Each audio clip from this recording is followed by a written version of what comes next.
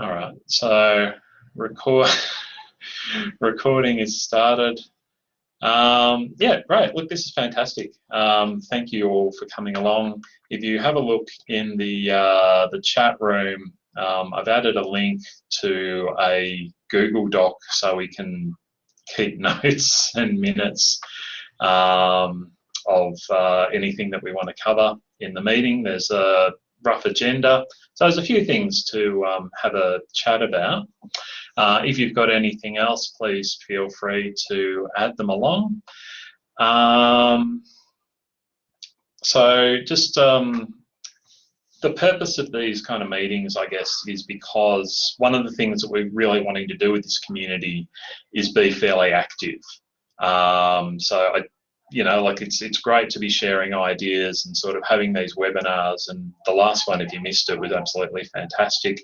But I think there's a lot of stuff that we can be doing in between as well, and that's certainly something that I'd be keen to see us doing.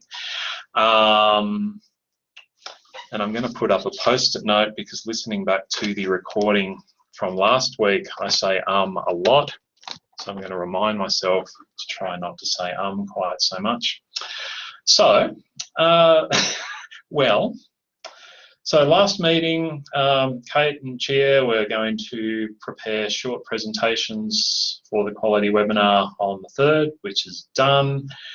Trina was going to chase up a UWS presenter, which was done. And I was going to chase up updates to the website, which was done, and create a Twitter poll for webinar times, which I don't think happened in the end. Given that everyone's here, I'm going to assume that this time is okay for everyone, would you say? You can speak or draw on the screen, or yeah, thumbs up. All right. So the next webinar that we're looking at is digital capabilities. Did you want to tell us a little bit about that, Kate? Yeah, sure. Why not? This came out of a few weeks ago with Trina and Chia and a couple of the rest of us, myself included. And we felt that it would be useful to have a webinar around staff digital capabilities, because that seems sort of the next evolution from the discussion we had around standards, that if we're trying to support standards, then a key piece of that is around staff capabilities. So that was another topic that we thought would be quite useful to get on the agenda. So we've already got one person slated who has agreed from Griffith, Naomi Barnes, and there's room to put a couple others in. So I'd be keen to open it up to see if people have ideas.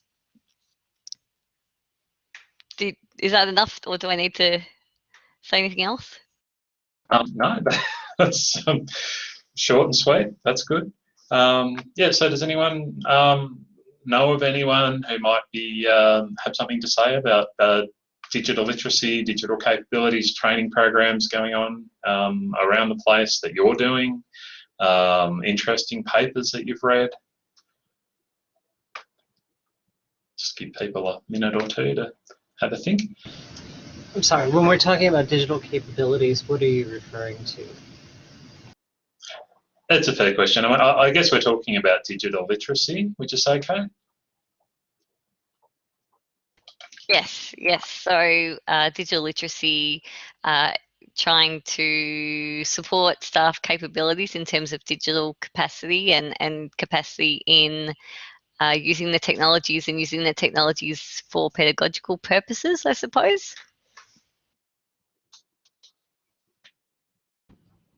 So a while ago now, Oriel is here, but I was part of a group that did a study and got some research outcomes from helping staff and students together with their digital literacy in terms of what they might use. It's on the ARCO website. I could try and track it down for you. It gets cited a few times because it involves about 4 different institutions and how the staff developers there worked with the staff and to a certain extent with the students. on improving digital literacy for staff and students together. And they literally were in the same class. So that might be of interest as a background. Yeah, absolutely. Would you be interested in giving us an overview of that in maybe like 10 minutes? Like not now, but in the webinar?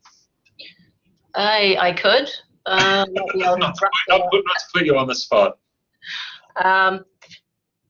Do you mean now or do you mean then? No, like yeah, in the webinar, like for about 10, like about a 10-minute kind of thing. I'm sure I could. If I'm available. When's the next one? Do you know? 2 weeks. 2 weeks from today, and today's Thursday. No, that should be okay. I'll rustle something up because there was quite a few ASCILITE members that were part of that as well. But there were some interesting findings about the sorts of things that people found worked in order to play with the tool or not play with the tool. And then there were some interesting findings about what the students' reactions were as well. So yeah, I can try and rustle up 10 minutes. Cool.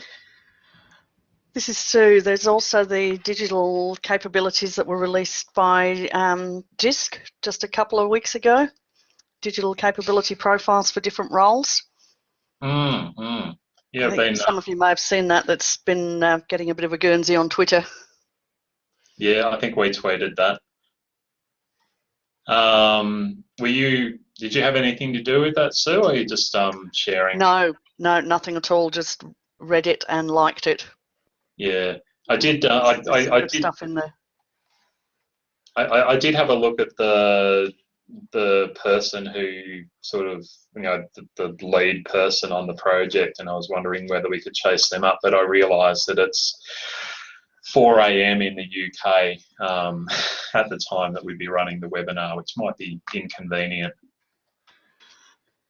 But I mean, if someone wants to, anyway, how about we, if anyone has any thoughts, suggestions, we'll have a discussion forum post, or we'll have the, I guess we can chuck it in the Google Doc for this meeting. So if anyone has any suggestions, please just add them to the document.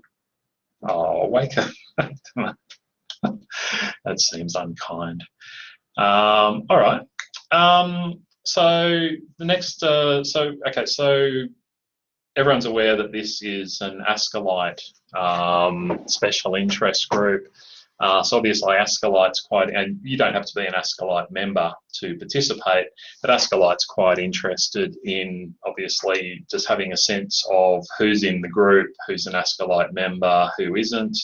So we didn't really spell that out explicitly in the sign-up process if you didn't go through the ASCILITE website.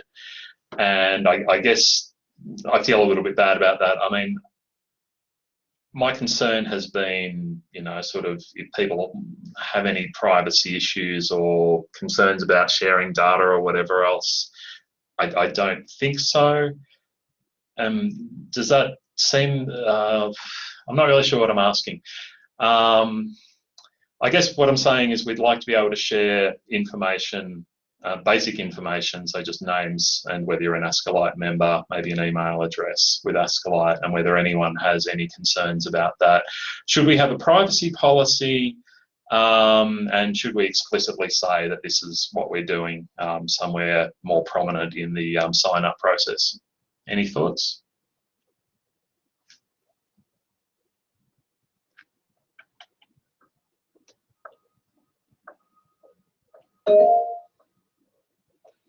Yes, Wendy.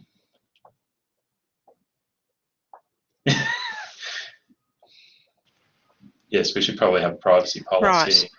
Right. Yeah, I just sharing, Colin, that I was, after joining last week's webinar, I was asked by CDU what sort of level of information we were sharing here.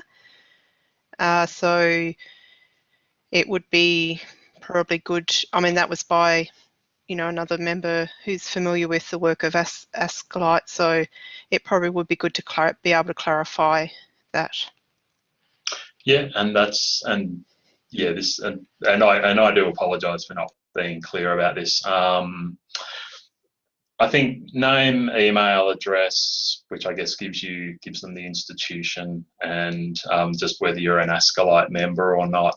On the sign-up form, on the ASCILITE site, they've got additional questions about what role you're in and what department or whatever, but I've noted that they're optional.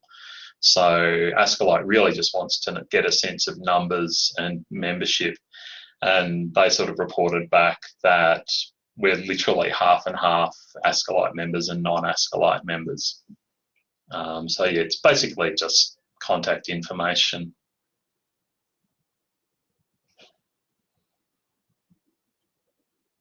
Cool. All right. I did know that there isn't actually a privacy policy on the ASCILITE website. I have asked about that. Haven't heard anything back. If anyone's aware of a useful privacy policy that we might just borrow from somewhere, I'm happy to sort of look for that. Again, I guess if you don't know one now, but you think of one later, maybe just add it to the Google Doc. Okay. Did you want to talk about the MOOC Club, Kate? Oh yeah, so it's, I guess, still a working idea in that I think just off a Twitter chat, I've been looking at the FutureLearn MOOC, and then Colin suggested maybe we want a MOOC club, and so it's one of those things that is very informal at this stage, but we could put something up in the Moodle Cloud area, and then if people, I guess, I'll try and put up some if there's interesting MOOCs that might be useful for people to know about as PD anyway. And then if I think if things just kind of naturally evolve, then that's probably the easiest way to do it. We can just let people know and maybe have a bit of a space either in Moodle Cloud or just use some kind of hashtag on Twitter or whatever the best option is.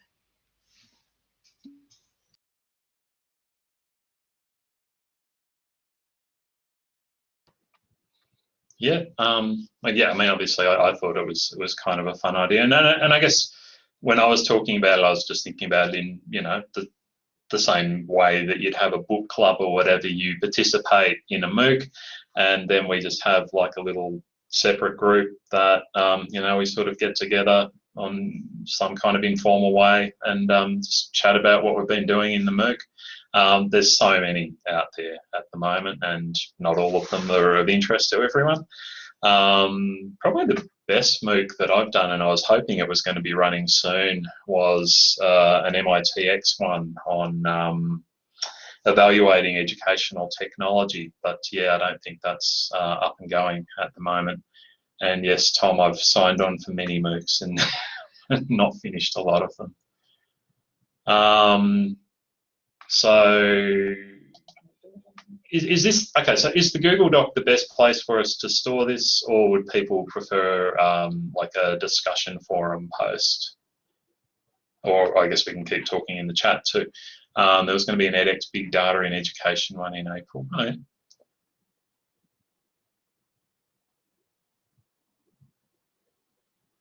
Is there a wiki page? Yes, we can totally add a wiki page. Well, I should note, everyone in the Moodle Cloud site has teacher access, and I'd like this site to be, fairly dynamic. So if you get inspired enough to say, hey, we don't have a wiki page for MOOCs, I'm going to add a wiki page for MOOCs, then that'd be pretty cool.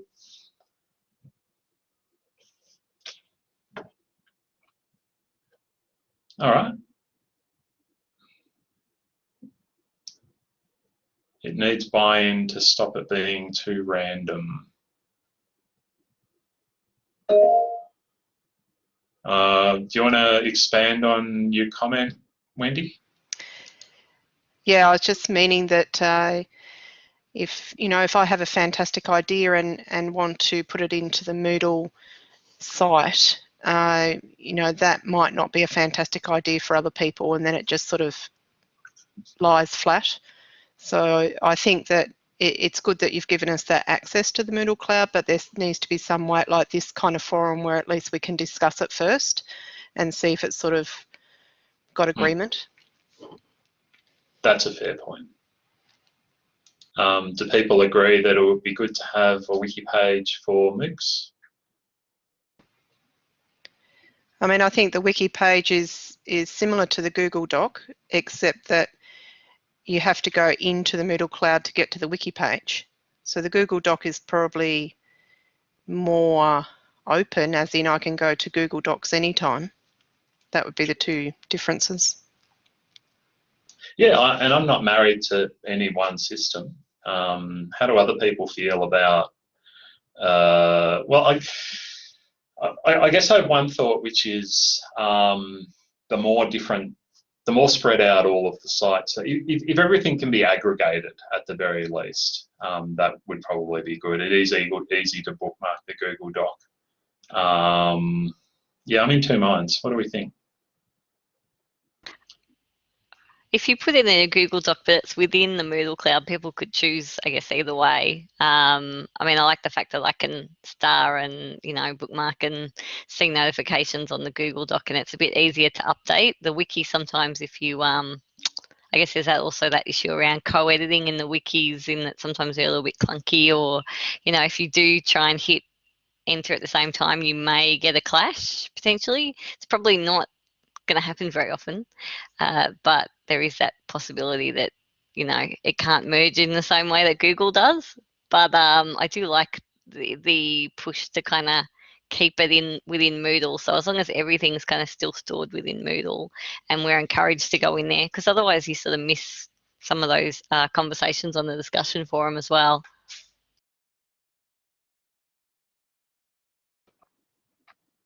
Okay, so maybe just a section in the Moodle course where we keep different Google Docs, because what we can do is embed, like, well, as we've done with the meeting doc, we can just kind of embed them so people can access the Google Doc externally, or they sort of all live in the same place. How does that sound?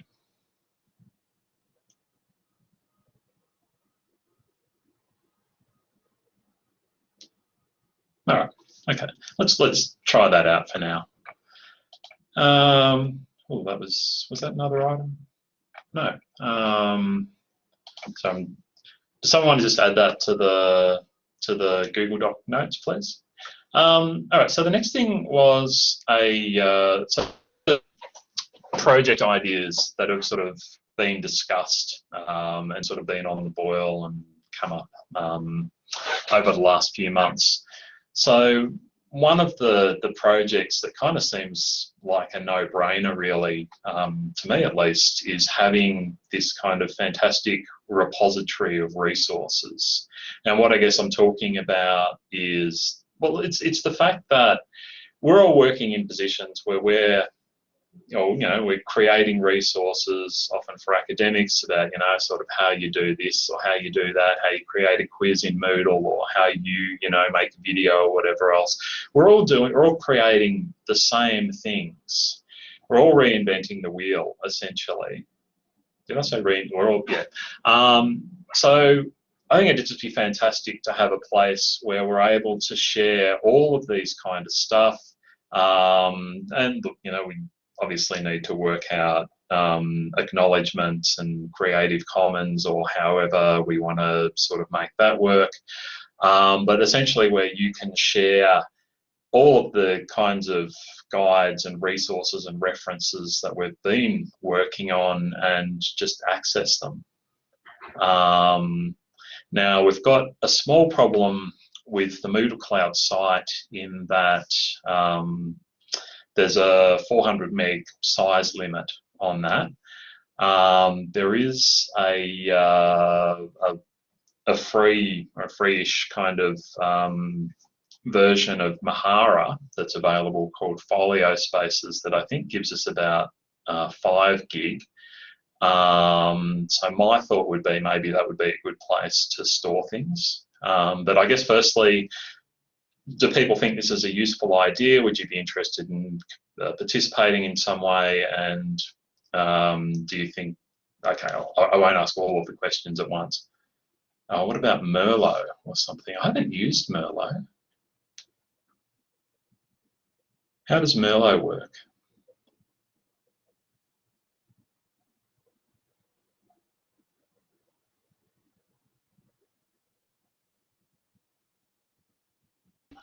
Merlot's like a open educational resource repository. Oh. And so you need to sign up, or I think if you want to put stuff in, you would have to, but if you just want to access it, you can just get them straight off, I think. okay, all right. And is that sort of, I don't know, how does, yeah, well, that might be worth, how, yeah, I guess not having used it, I don't know. I'm happy to go and take a look at it. Are others, so would we need to, how would we coordinate contributing stuff, or would we just commit to, like, can you tag things? I think you can put them in categories, and yeah, there's metadata attached. I haven't had a look. There's a few different ones out there. Yeah, I can send some more details across. There's a few different ones around the place that allow for that kind of storage where it's open and accessible. Okay, all right. Well, I'm happy to take a look at that and maybe put a discussion forum post up if people have other ideas. Do people have any other ideas now? If you don't want it accessible more openly because maybe you want to keep it internal, or it's more drafted versions of things that aren't applicable, I'm just thinking OER resources kind of are generally at a at a point where they can be published, if you know what I mean, rather than still in working stage. So, I mean, not that you can obviously change them and version control them, but if you're trying to do sort of drafting, it may not be the best place. So, but I mean, we've got a Google Doc at the moment. Is there a Google Drive linked to this account, the TEL Advisors account? There is. I guess my aversion to Google Drive is how messy it can be, and also I haven't figured out how to actually completely attach. Yeah, does anyone know how to completely attach a Google Drive to use it as file storage in Moodle? If you do, maybe just add some, not linked in Moodle. There was, yeah, okay. What sort of files are you thinking, Colin? Oh, look, I kind of figure anything from PDFs, Word documents, videos, infographics. Could be, I mean, look, we could be looking at SCORM packages. That kind of stuff. I'd expect there'd be less of that. EPUBs.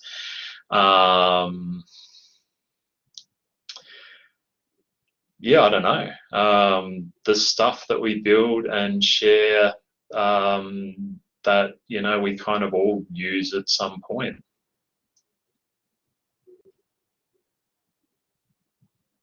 All right. All right. Well, this is a project in progress, shall we say? Maybe just have a little bit more of a think about it. So, are these things that could be housed externally and then shared through a central point? That way, content creators maintain control. I think all options are on the table. Absolutely, David. I mean, yeah, even if it's just a matter of providing links to resources that we've got, there is a Moodle database tool. Yeah, I think that's worth considering.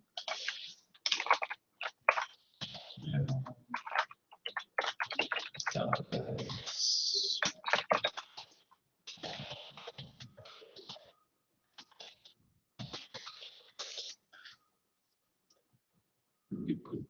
Yeah, can we put stuff wherever appropriate and link it from here? Yeah, and I think it'll be a combination of actual files and links. I guess the one thing about links is that we need to, it'd be nice to have a way of making sure that the links don't break or something.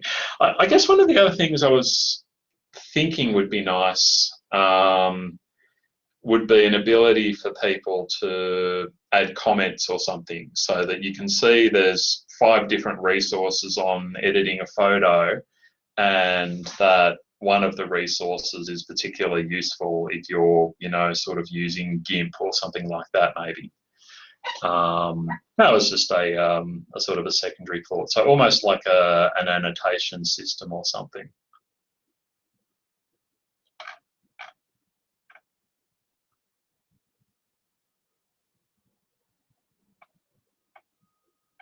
All right. Well, this is good. It seems like we've certainly got a few ideas. Does anyone have any thoughts on how to proceed with that? So yeah, but we do have a Zotero group set up as well. Does anyone have any thoughts on how you could get some kind of good annotation or feedback discussion rating system embedded in that? Can Zotero info be put in Moodle? Does anyone know? I've put the details on how to sign up, but obviously it links out to the Zotero website. So I've kept it as a public closed group at the moment, just so that we didn't have any, you know, people outside kind of spamming us. So you can sign up, and usually I'll approve those. I try and get to them at least once a week if I can. So if there's a few days delay, just know that I've probably seen it and haven't had a chance yet. But I don't know if there's a way we can sort of embed stuff directly from Zotero, so that, you know, the same way we have Google Docs currently set up. No, these are all good questions and good ideas, which is great. All right. What sort of rating system? I don't know. I mean, it's tricky finding a balance between helpful feedback and, I mean, I don't think people are going to be mean or anything, but if you can say, look, this is I found this to be a really fantastic resource, and this other resource, I thought it was good, but I think you missed out on, you know, it would have been useful to have a thing in it. A lot of this is just kind of, you know, unformed ideas. Maybe maybe a level like pedagogy or tech. How would you mean a level? So instead of rating, so you're talking about rating a resource that's been put up? Yeah. I was just thinking, you know, could you have a system of ticking off a box saying, yeah, like metadata, is it pedagogical related? Is it purely technical? Is it, you know, managerial level? Is it Moodle administration level? Those sorts of things. Okay, yeah, it's an interesting idea. So would you think that the creator would add that information, or could other people sort of? Yeah, and it might be just like metadata that you could fill out, so a series of checkboxes saying this is how, so I guess a self-rating for the person putting it up, and then that could be changed from people reviewing it as well. Yeah, yeah. Okay. Well, it sounds like, I get the sense that there's enough interest to sort of keep this going as a project anyway. So I'm certainly happy to sort of be involved in this. So yeah, let's keep that discussion going. So we might leave that for now. And then, so there's a thing about blog posts. Did you want to talk about that, Kate? Yeah, although probably Sue. That's Sue. Oh, okay. I thought it was a different Sue. Sorry. Yeah. Well, that would be Sue.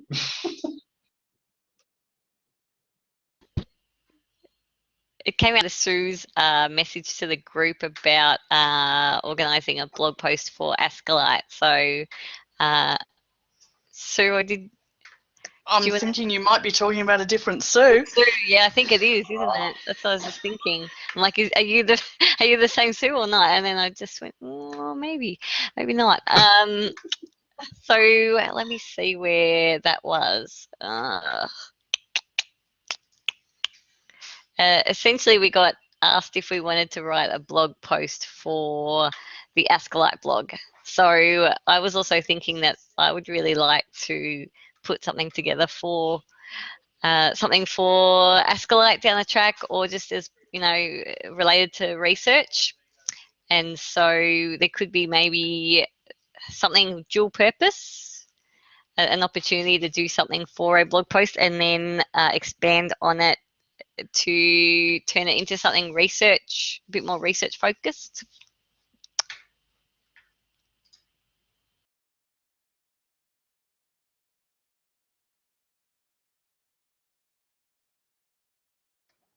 And yeah, so so up on the ASCILITE website, I don't know if you'd have to be an ASCILITE member to contribute to that blog.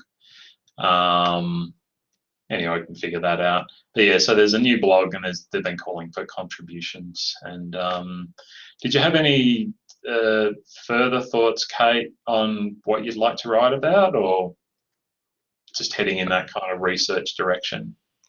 Yeah, there's a couple things that I think would be really useful that a few of us have talked a bit about. One was really, which seems to be a bit of a focus in the Zotero group at the moment, is that notion of third space professionals. So navigating, I guess, academic versus technological, or business versus academic purposes. So there's a little bit around that space already, but I don't think anybody's really tied it all together as yet. It still seems to be quite a new space, and there's been quite a few changes in the nature of academic roles in the last few years, with casual positions, with people moving across academic and professional level roles, with quite a massive growth in the types of learning design roles that are happening in unis, and the push to move to blended and online courses to, I guess, to keep up with demand, or for competition, or to, retain some kind of base. So I think there's some room there where it'd be nice to do something around, I guess, how do we work within that space? What are the tensions within that space? How do we see ourselves versus the way that academics maybe see us? I guess that's as far as I got. That's pretty good. Oh, it looks like there's a couple of people in the forum that you might be able to chat with specifically about that. So yeah, and so I guess it's, as much as anything, just being aware that that kind of thing is available. I mean, yeah, I think that's good. All right. I wasn't going to say I've got an item, just logo and design work. So you may have seen the current TEL advisors logo. It's pretty simple. I whipped it up in Photoshop in, like 10 minutes. It was just so that we could start having something instead of the egg on Twitter and all of the other bits and pieces. Does anyone have a particular interest in graphic design, or thoughts about what we might do to, or do we want a new logo? Do we want a coherent look and feel? My feeling is that what we've got is a placeholder. But I mean, if you like it, we can stick with it.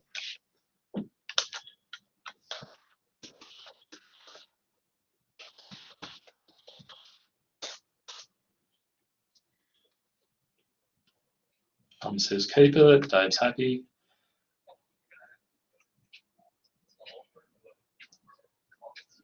Well, I will take this as a ringing endorsement of my hurried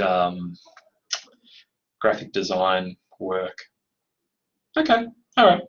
Yeah, it was really more, to me it was just a thing. Oh, there's always more things, but we can, you know, walk and chew gum at the same time.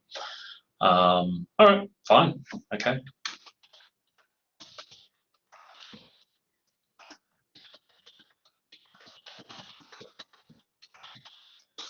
One of the other things that we are doing in the Moodle Cloud course is gradually sort of prettying that up. So you'll find that, you know, we've sort of been adding some graphics and, well, I mean, look, I figure if we're, you know, education designers, learning technologists who know what we're talking about, it would be pretty embarrassing for us not to have a pretty cool looking course that does these things. So again, if you have ideas for the course, I guess particularly with a Moodle bent, please feel free to share and contribute, because I think it would be really, you know, remiss of us not to have a really good looking course as professionals. All right. So I guess the other question I had in mind was, and I don't really know how to do this, and this kind of ties back to the registration information profile, blah, blah stuff earlier in the session. So we've got you've got a profile page in the Moodle course where you can provide information about yourself. And there's some interest tags and there's some other tags, and I believe that we can add sort of custom fields or whatever. And I'm pretty sure that you can actually use those to search by interest. So I put video up in there, and if other people had video there, then I could click the video tag and see all of the other people who are interested in video. And I guess what I'm getting at is, having seen the diverse backgrounds that everyone's got in this group, we've got a lot of different skills, a lot of different knowledge and experience, and it would be kind of useful to be able to reach out to different people, if you're willing, to ask questions and ask for advice. So do people have thoughts on this, how we might go about it, whether you're interested in having that kind of, I guess it's a bit LinkedIn-y, but without getting spammed all the time? What do you think?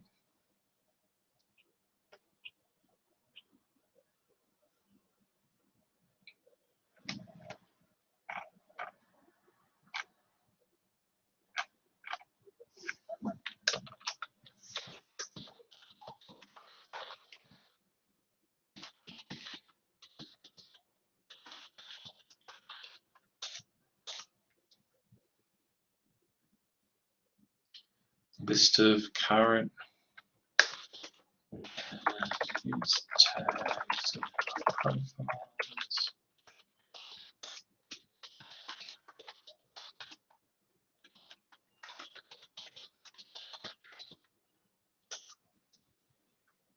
In case it's useful to others, yeah, I think so. I think one of the things that Kate and I have been talking about particularly is what opportunities we might be able to create for collaboration across institutions on different projects. So having a sense of what people have already done, I think, is just fantastic. So is everyone, let me see if I can set up a poll here. Oh no, there's only 10 of us, it's all right. How many people are Moodle users?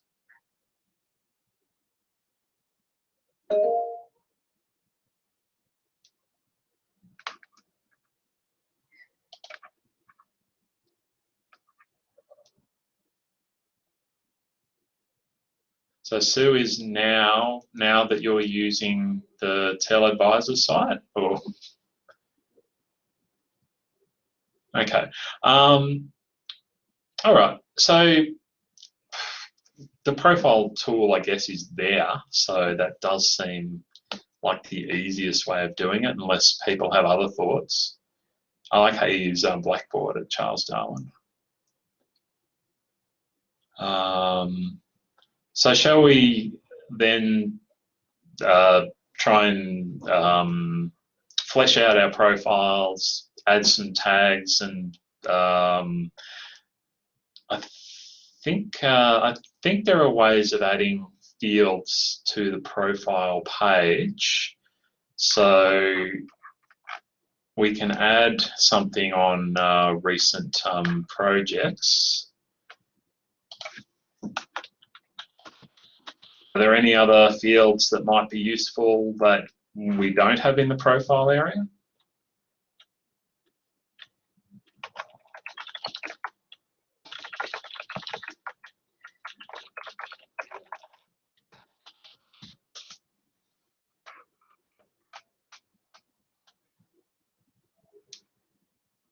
Okay, all right.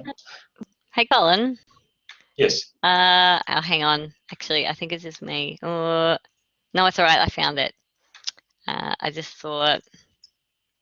No, it's got in the description. You can pretty much put whatever you want. I just couldn't see if you're in there in the editor. There's an expand option to bring up the rest of the WYSIWYG editor options, so you can embed stuff in there. And although it seems to have blocked my embed, that's a bugger.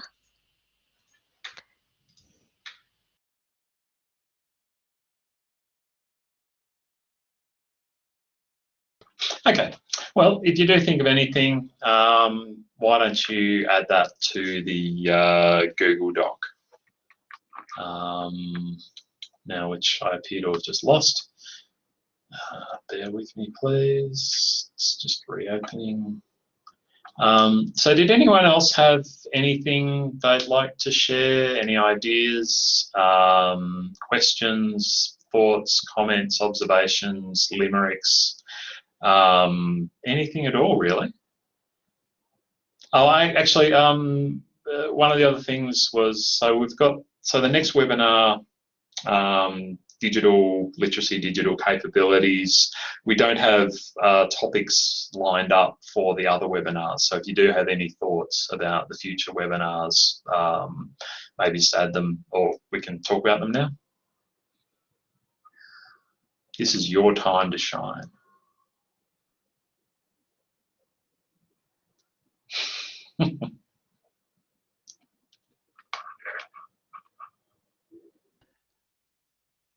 I didn't have anything particular to add. I just wanted to say thank you for setting this all up. It's Tom Worthington in Canberra. Yes, yeah, thanks, Tom.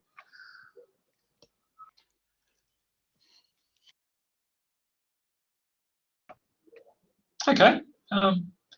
Attending virtual OLC. OLC Innovate next week as a virtual participant. Can you tell us a bit more about the OLC Innovate thing, Wendy?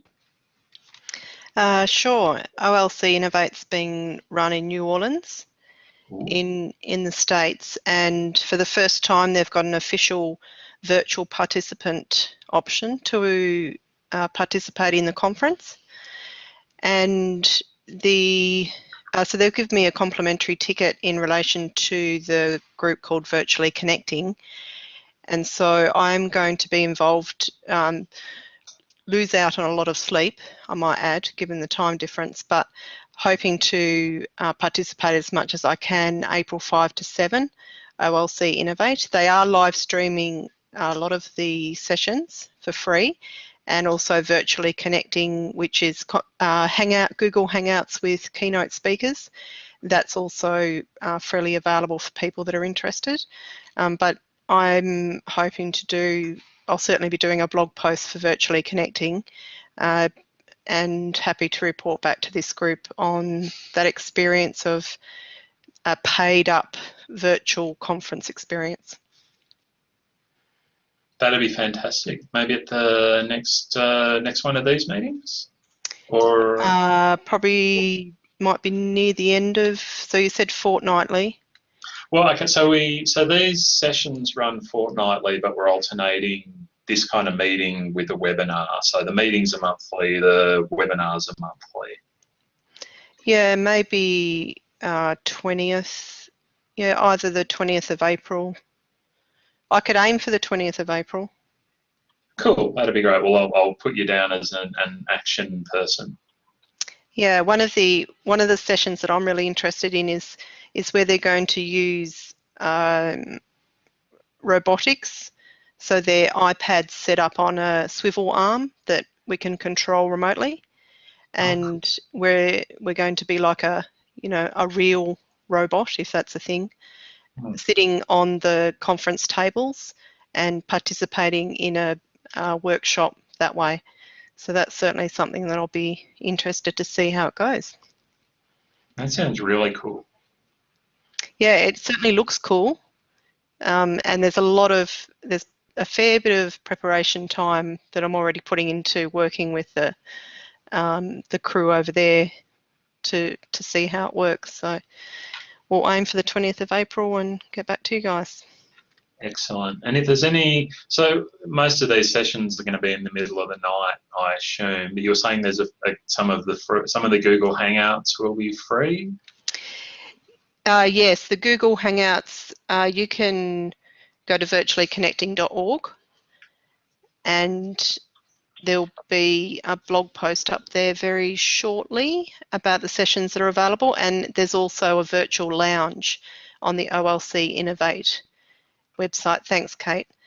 OLC Innovate have got a virtual lounge, and people can pop in there and see what's live streaming, and then you'll have different access if you're actually paid. Like they advertise on their website that Deakin University have got a university-wide virtual ticket for this conference. So I haven't actually met anybody from Deakin who's attending, but somebody must be somewhere along the line. So yeah, be interesting. Excellent. So I was just reading Penny's limerick, which I'm pretty impressed with. Yeah, no, this is good. So David's mentioned Penn State also has a virtual conference, and yeah, there's more and more virtual conferences going on now. I was chatting to Joyce Sightsinger, who's one of our members. She's in the process of putting a virtual conference together for learning design, I think, which is sometime around June, but I don't know much more about that yet. So lots going on, so this is good. All right, does anyone have anything else they'd like to share? Otherwise, we'll wrap the meeting up and let you get back to your lives.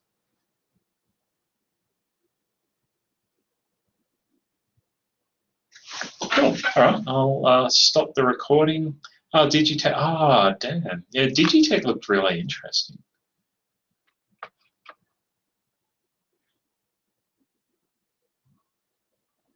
Oh, okay. Yeah, you're welcome to. I hope this can be of some use, Tom. Yeah, and look, honestly, thank you all for coming. We had a meeting or two early on when we hadn't done a whole lot of promotion, and I was a little worried. But yeah, I get the feeling that we're all kind of on the same page, and we're keen to get stuff done.